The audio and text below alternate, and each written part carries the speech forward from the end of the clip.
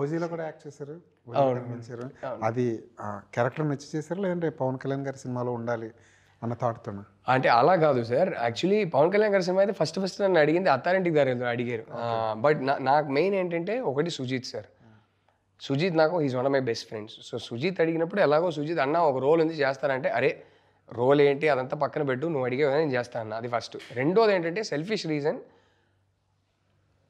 I have amazing respect for Sujeeth's talent, especially his visual imagination.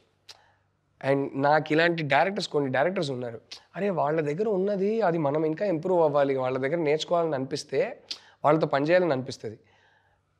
So like Sujeeth అడగంగానే అరే సుజీత్ సెట్లో ఉండి సైలెంట్గా సుజీత్ని అబ్జర్వ్ చేయవచ్చు, వాడు ఒక సీన్ విజువల్స్ని ఎలా కన్స్ట్రక్ట్ చేస్తున్నాడు అనేది అబ్జర్వ్ చేయవచ్చు.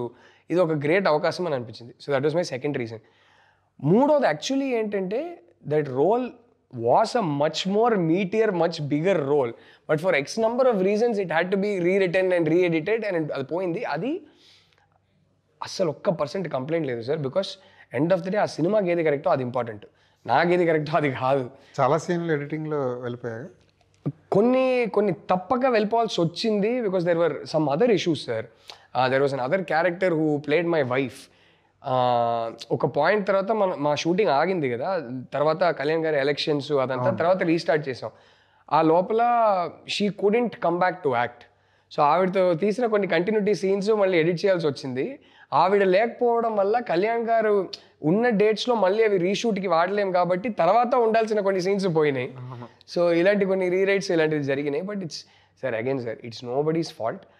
And as a director, I understand sometimes you have to make hard decisions for the sake of the film. అదే ఇంపార్టెంట్. నా ఏదో ఒక క్యారెక్టర్ దాంట్లో ఆ క్యారెక్టర్ ఎలా షేప్ అయింది అనేది ఇంపార్టెంట్ కాదు. And I thoroughly enjoyed the movie. అదిరిపోయిన సినిమా.